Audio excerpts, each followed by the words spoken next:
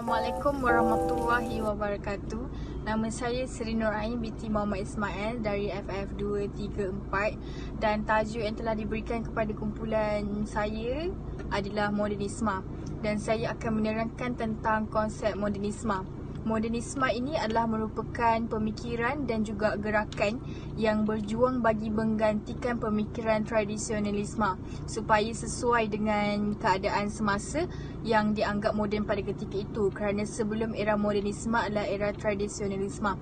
Jadi era ini wujud untuk menggantikan pemikiran yang sebelumnya.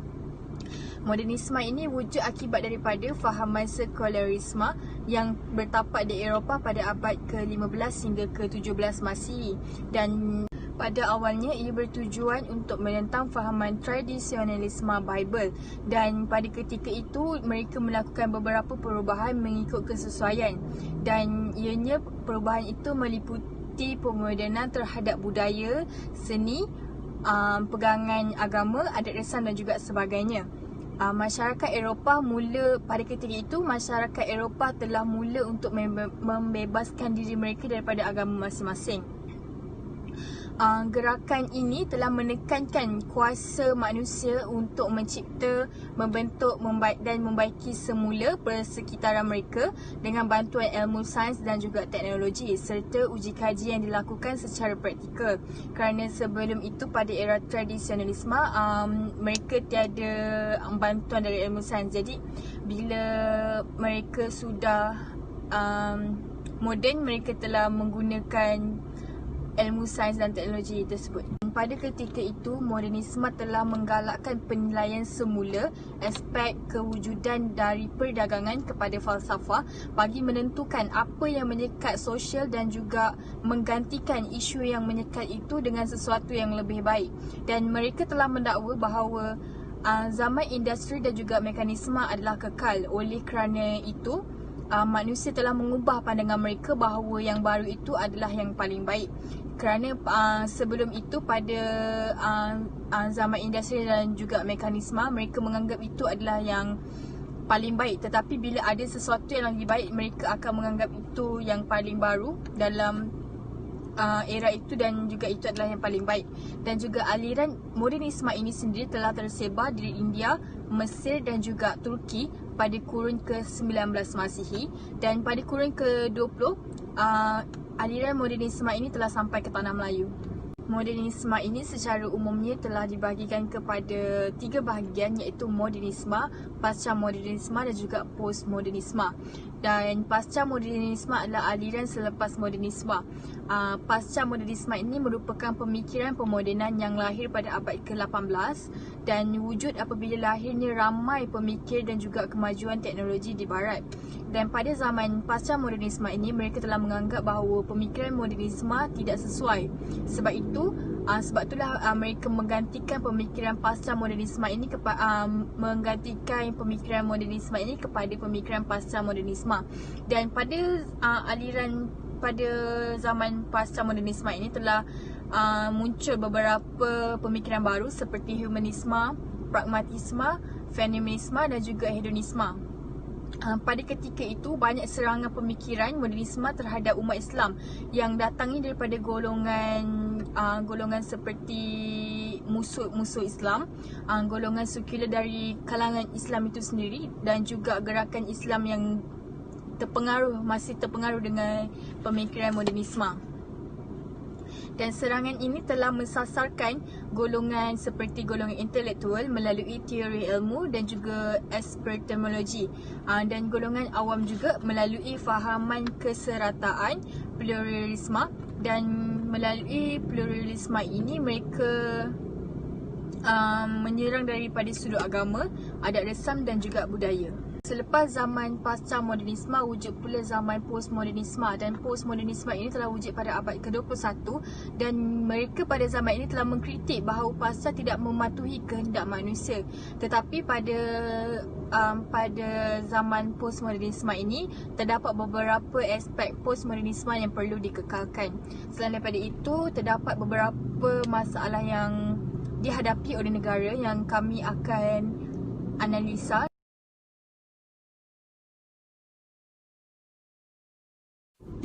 Terima kasih. Warahmatullahi wabarakatuh. Nama saya Siti Suhaini binti Syahrudin. Okey, di sini Suri akan menceritakan sedikit tentang faktor kelahiran modernis dengan tokoh pendukung modernis.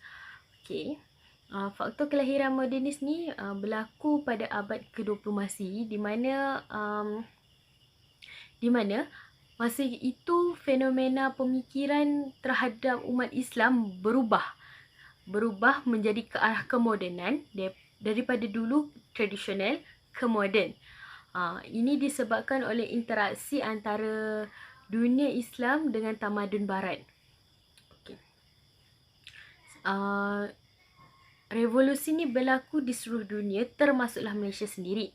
Sebagai contoh, kat Malaysia, pada masa dahulu dia selalu mengamalkan budaya tradisional seperti tulisan Jawi, sekolah agama. Tapi apabila berlakunya penjajahan terhadap tanah Melayu, sekolah pun dah ditukar kepada sekolah jenis kebangsaan, sekolah kebangsaan. Tulisan pun dah dua bahasa, tulisan bahasa Melayu, bahasa Inggeris. So, di situ kita nampak di mana Islam kini telah ke arah ke depan disebabkan oleh fenomena dahulu yang inginkan kehadapan dengan mewujudkan modernis, revolusi modernis pemikiran. Kali ini Suri akan menceritakan tentang tokoh pendukung pula. Tokoh pendukung modernis ada tiga. Satu, Muhammad Abduh. Yang kedua, Jamaluddin Afghani. Yang ketiga, Rashid Ridlan. First, Muhammad Abduh. Muhammad Abduh ni dia anggap sebagai tokoh pertama modernis Islam yang menginginkan pembaharuan dari segi pembelajaran. Dia tak nak umat Islam berfikiran kuno. Dia nak umat Islam berfikiran hadapan. Seperti dia tak nak pembelajaran Islam ni, okey, kalau nak belajar je mesti dekat, nak belajar je mesti kena jumpa. Nak belajar je mesti kena jumpa. Seterusnya Suri akan menceritakan tentang tokoh pendukung modernis. Tokoh pendukung modernis ni ada ramai tapi Suri ambil tiga. Satu, Jamaluddin Al-Afghani. Kedua adalah Muhammad Abduh. Ketiga adalah Rashid Ridlan. First, Jamaluddin Al-Afghani. Beliau merupakan tokoh Islam pada abad ke-19 dan beliau merupakan pemangkin utama bagi reformasi Islam.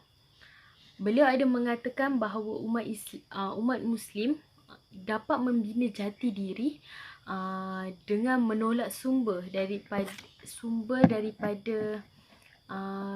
Barat seperti sumber ilmu dengan teknologi, tetapi berlandaskan ajaran Islam. Yang kedua adalah Muhammad Abduh.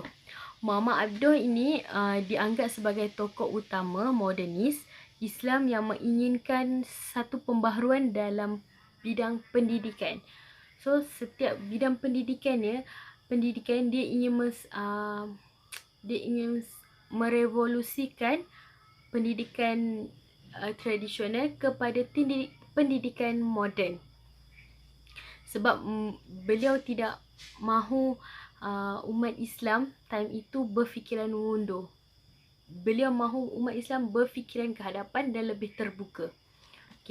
Untuk tokoh yang ketiga adalah Rashid Ridlan. Rashid Ridlan ni merupakan seorang yang sangat berpengaruh dan beliau sangat suka dengan membuat satu buku dan artikel. Beliau juga bekerjasama dengan Muhammad Abduh dan Jamaluddin Afghani dalam menyiapkan artikel yang berlandaskan modernis. Beliau ini dapat mengembangkan gerakan revolusi tu daripada Afrika Utara ke Asia Tenggara dengan artikel beliau saja. Dari situ ramai yang tertarik, ramai masyarakat Muslim yang tertarik dengan tindakan tokoh-tokoh pendukung model. Disebabkan itu ramai yang lebih tertarik dan mengikuti tokoh-tokoh pendukung modernis. Sebab itu kalau kini kita sekarang telah mengalami satu modernis yang di mana berlaku disebabkan mereka yang mendukung tokoh-tokoh yang mereka mendukung gerakan modernis ini. Okey, sekian itu daripada saya. Assalamualaikum, saya Nur Aisyah Sofia binti Adnan ingin membentangkan tentang penyerapan modernisme di Malaysia dan cabarannya. Masyarakat barat telah muncul pada zaman postmodernisme atau pasca-modernisme. Gerakan dan falsafah budaya asas teori sosial ini mengundang kebanyak kebaikan dan keburukan. Kadang-kadang, ia digunakan sebagai gejala kebuntuan pemikiran barat yang tidak lagi dapat menghasilkan idea hebat yang bersifat murni. Pemikir seperti Derrida, Foucault-Lyotard, Strauss dan banyak lagi telah mengusung teori perubahan sosial berdasarkan rasionaliti mutlak yang bertindak balas terhadap pemahaman nilai-nilai, realiti anarki dan perbezaan agama pasca moden sebagai asas rujukan. Lalu berlaku pemberontakan yang sifat empiris dan menghasilkan penstrukturan semula asas pemikiran falsafah di dimensi seperti seni bina, ilmu pengetahuan, rasionaliti, sastra, media, gender dan ras. Pengaruh pasca modernisme telah muncul pada awal dunia Melayu di Indonesia. Sejak 3 bulan terakhir 1993, dia telah tampil di banyak media arus perdana di seminar. Pada bulan September 1993, Studio Angkor mengemukakan perbincangan mengenai bukunya yang bertajuk Problem of Modern Physiology and Deconstruction menurut Tommy F. Owe. Ia kemudian diikuti oleh Journal of Culture dengan kerjasama Satya Discourse di Christian University. Sebuah program siswazah pada awal Oktober di Salatiga, Yayasan Paramadina juga melancarkan perbincangan mengenai postmodernisme yang berkaitan dengan isu konflik budaya oleh Samuel Hinton pada pertengahan bulan pada yang sama. Pada akhir bulan, Studio C Line menganjurkan perbincangan seni dan postmodernisme. Perbincangan mengenai seni pasca moden berlangsung di Yogyakarta dan para seniman dari ITB iaitu Institut Teknologi Bandung mengadakan pameran lukisan semasa seminar mengenai The Art of Postmodernism. Sekali lagi, menurut Tommy F. Owe, teori postmodernisme tidak tiba-tiba turun dari langit. Pada akhir abad ke-19, benih falsafahnya sudah ada dalam ahli falsafah Nietzsche dan dalam bukunya Scientific Structure and Social Theory. Muncul dalam sosiologi imajinasi oleh Thomas Kuhn. C. Wright Mill dipengaruhi oleh teori komunikasi oleh Marshall M.C. Luhan dan teori neokonservatis masyarakat pasca korporat oleh Daniel Bell dan lain-lain.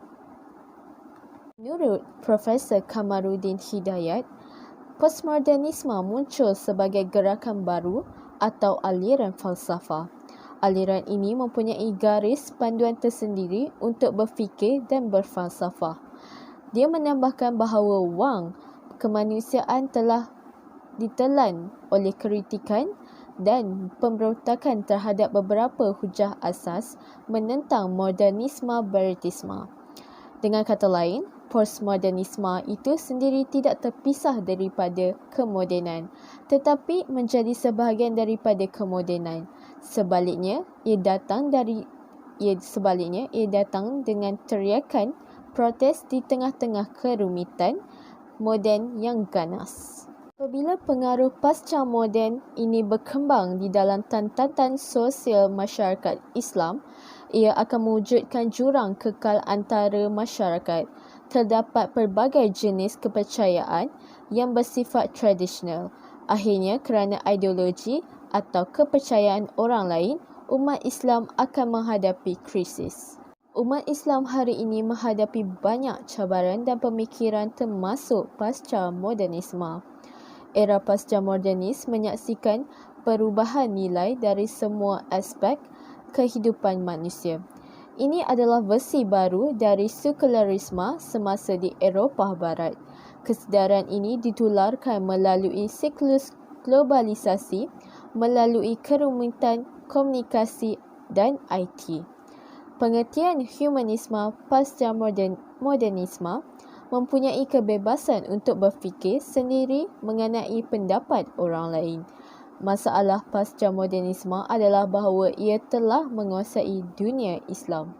Dengan munculnya pasca modernisme dalam era globalisasi, gerakan kebebasan telah berkembang. Globalisasi mewujudkan dunia yang berorientasikan pengguna atau kepenggunaan. Peningkatan budaya pasaran adalah latar belakang pasca modernisme. Akibat dari sistem kapitalis, manusia menjadi tamak dan tidak tentu arah, menghabiskan material dan kekayaan rahmat Tuhan. Sifat materialisme dan kini kemudiannya membayangi cita-cita rohani agama manusia dan mengabaikan prinsip iman dan keluarga. Kita dapati bahawa struktur kehidupan sosial telah berubah pada era pasca moden. Budaya hidup moden menjadikan masyarakat lebih individualistik dengan tidak terlalu peduli dengan gejala sosial yang mengelilinginya. Jiran tidak lagi mengenali antara satu sama lain. Dalam jangka pendek, isu-isu yang muncul pada zaman pasca moden tidak dapat diselesaikan. Tetapi usaha untuk memperbaiki perlu menjadi permulaan. Metodologi pendidikan agama di negara ini mesti dipertimbangkan dan disesuaikan dengan pasca modernisme. Pemikiran dan ideologi perlembagaan barat serta Islam mesti dicabar. Mengajar sains wajib di sekolah agama, tidak cukup menentang hujah pasca moden. Pekerja berdakwah juga harus diteruskan. Cara berdakwah adalah bahawa harus ada perubahan agar orang-orang masih terlibat dan tidak putus asa. Dialog perlu diadakan dari semasa ke semasa untuk membincangkan isu-isu yang berkaitan dengan umat Islam. Itu sahaja daripada saya. Sekian, terima kasih. Saya Farhanisa. Jadi saya akan bentangkan beberapa kesan modernisme. Jadi kesan yang pertama adalah kesan modernisme terhadap sosial. Jadi kesan modernisme terhadap sosial ni dia lebih kepada melibatkan kaum lah. Bila terjadinya penjarakan atau kita panggil benteng antara kaum, dia menyebabkan susah atau sukar untuk sesuatu kaum tu bersatu. Seperti contoh, orang India lebih memilih untuk duduk di bahagian ladang atau estate, orang Cina memilih untuk duduk di bahagian bandar, dan orang Melayu sendiri memilih untuk duduk di bahagian kawasan kampung ataupun pinggiran kampung. Dari aspek sekolah juga ataupun aspek pendidikan, mereka juga mewujudkan 5 jenis sistem persekolahan, iaitu terdiri daripada sekolah Inggeris, sekolah Melayu, sekolah Cina, sekolah India dan lain-lain. Dalam hal ini, orang Cina menghantar anak-anak mereka ke sekolah Cina dan begitu juga orang India macam saya cakap tadi. Amat malang lagi, semua buku teks yang digunakan di sekolah mengikut bahasa ibunda mereka sendiri, iaitu dibawa dari negara asal mereka. Dengan kata lain, segala kurikulum sekolah berkenaan adalah berpandukan atau berkiblatkan negara asal masing-masing. Jadi disebabkan itulah terjadinya beberapa penyata seperti penyata Barnes, laporan Fenwu, Ordena Pelajaran Penata Razak, laporan Rahman Talib dan Akta Pelajaran. Ini adalah untuk memperkenalkan satu pendidikan yang akan menyatupadukan kaum di negara ini.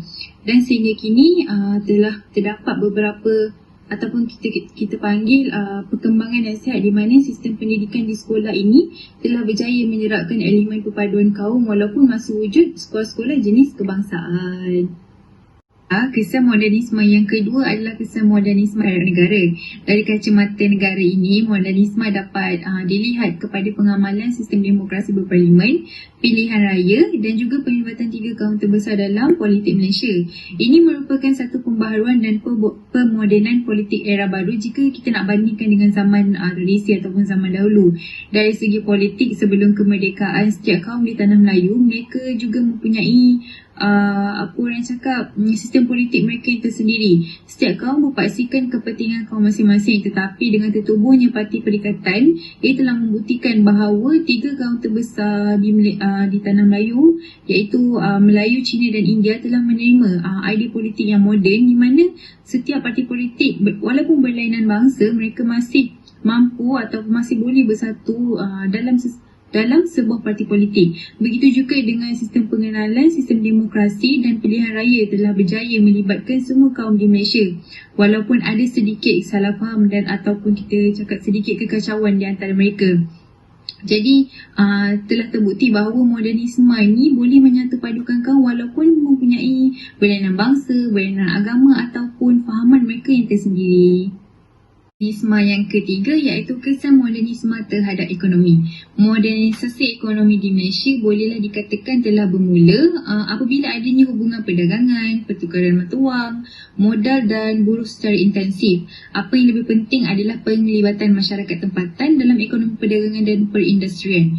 Ekonomi sebelum ini adalah lebih kepada ekonomi sara diri dan pertukaran barangan. Sebelum kemerdekaan jelas telah kita perlihatkan hubungan etnik dari segi ekonomi pula dengan jelas menunjukkan pemisahan kaum dengan orang Melayu masih kekal dengan ekonomi tradisional secara kecil-kecilan dalam sektor pertanian. Orang Cina pula menceburi bidang perniagaan dan perdagangan. Sampai hari ini pun kita masih boleh lihat kebanyakan perniagaan kita dipelopori oleh orang Cina, masyarakat Cina. Dan orang India lebih memilih bekerja di sektor peladangan. Seperti yang saya cakap, di kesan modernisme terhadap sosial, orang India ni dia lebih memilih untuk duduk di bahagian estate kan. Jadi pekerjaan mereka lebih tertumpu kepada bahagian ladang. Dasar British melalui konsep pecah dan perintah ini sangat sukar hendak diubah walaupun setelah tanah Melayu mencapai kemerdekaan. Justru itu telah diperkenalkan DEB sebagai usaha untuk menghapuskan pengenalan ekonomi mengikut kaum. Walaupun sudah ada perubahan komposisi kaum dari segi pemilikan ekonomi, tetapi perubahan secara total itu memerlukan masa yang lebih panjang. Tidak dinafikan bahawa pembangunan ekonomi yang dikecapi selepas kemerdekaan sehingga hari ini telah menyebabkan setengah kaum merasa iri hati dengan kekayaan dan kesejahteraan kaum lain. Ada yang mereka merasakan macam mereka masih terpinggir, tetapi apa yang kerajaan kita buat sehingga hari ini tidak memilih apa maksud kaum lain atau bangsa lain, berbeza agama, tak. Kerana itu kesan modernisme ini sangat penting terhadap apa pun lapisan masyarakat di mana pun. Pentingnya modernisme ni adalah untuk kita bersatu padu sebenarnya dalam melakukan kerja seharian kita, untuk meneruskan kelangsungan hidup kita dan sebagainya. Assalamualaikum warahmatullahi wabarakatuh. Nama saya Fatin Salsabila binti Muhammad Hasani. Saya ingin membincangkan tentang kaedah menangani cabaran dan kesan fahaman modernisme terhadap negara, institusi, masyarakat dan individu. Antara kaedah bagi menangani fahaman modernisme terhadap negara adalah tidak mudah terpengaruh dengan dunia luar. Tidak dinafikan bahawa dunia luar telah mencapai tahap kemajuan yang semakin meningkat. Namun, kita tidak seharusnya mempraktikkan apa yang mereka lakukan. Boleh jadi apa yang mereka amalkan tidak bersesuaian dan bercanggah dengan kita. Apa yang dapat disimpulkan adalah Apabila tonggak utamanya teguh dan utuh, ia sekaligus membuatkan rakyat di negara itu tidak mudah terpengaruh dengan fahaman modernisme yang kian berleluasa di negara ini. Selain itu, antara kaedah bagi menangani fahaman modernisme terhadap institusi, khususnya institusi kekeluargaan adalah mereka haruslah pandai membahagikan masa antara kerja dan keluarga. Wujudnya permasalahan dalam sesebuah kekeluargaan adalah kerana mereka terlalu pentingkan kerja dan kekayaan yang ada. Akibat daripada sifat itu, timbul kemelut kehidupan yang rumit dan ia akan memberikan kesan yang lagi buruk terhadap sesebuah kekeluargaan itu. Sebab itulah penting dalam membahagikan masa. Apabila kita pandai membahagikan masa antara kerja dan keluarga, ia akan menjadikan sesebuah kekeluargaan itu hidup dalam suasana yang harmoni dan bahagia. Suasana seperti itu mampu memberikan aura yang positif terhadap sesebuah kekeluargaan itu. Di samping itu, kesibukan mengejar kemodenan yang mengakibatkan antara kita tidak mengamalkan semangat kejiranan. Hal ini akan berlakunya perhubungan sesama ahli masyarakat menjadi hamba dan berkemungkinan membangkitkan permusuhan dalam kalangan masyarakat. Kaedah yang mudah bagi menangani masalah fahaman modernisme dalam kalangan masyarakat adalah masyarakat haruslah bersifat terbuka dan tidak pentingkan diri sendiri. Sifat keakraban yang dijalinkan ini tidak merugikan kita apa-apa. Sebaliknya, ia akan memberikan kita manfaat dan kebaikan. Betapa pentingnya hidup bermasyarakat. Hal ini kerana kepentingan adab berjiran amat penting dan dititik berat di dalam agama Islam. Islam mementingkan keamanan dan kesejahteraan atau secara umumnya berbaik sesama manusia. Akhir sekali, kaedah bagi menangani cabaran dan kesan fahaman modernisme terhadap individu ialah mereka haruslah pandai membawa diri dalam menentukan arah kehidupan mereka yang baik. Jika mereka tahu menentukan sama ada mereka perbuatan itu baik ataupun tidak, maka jalan cerita kehidupan mereka pasti dalam keadaan baik kelak. Seseorang individu itu haruslah sentiasa tanamkan sifat sederhana di dalam diri mereka. Hal ini supaya membolehkan diri mereka tidak taksub dengan kemodenan yang ada pada masa kini. Segala perbuatan yang dilakukan pasti ada limitnya bagi mengelakkan seseorang umat Islam itu lalai dan leka. Cara sebeginilah yang kita mahu wujudkan umat Islam sebagai modal insan yang berguna di masa hadapan. Sekian, terima kasih. Kesimpulannya, aliran modernisme ini yang dibawa untuk mempengaruhi pemikiran umat Islam ini adalah sangat bahaya jika ini dianggap sebagai sesuatu perkara yang biasa, kerana fahaman ini telah menyebabkan berlakunya pergaduhan dan juga perselisihan faham antara sesama umat Islam itu sendiri.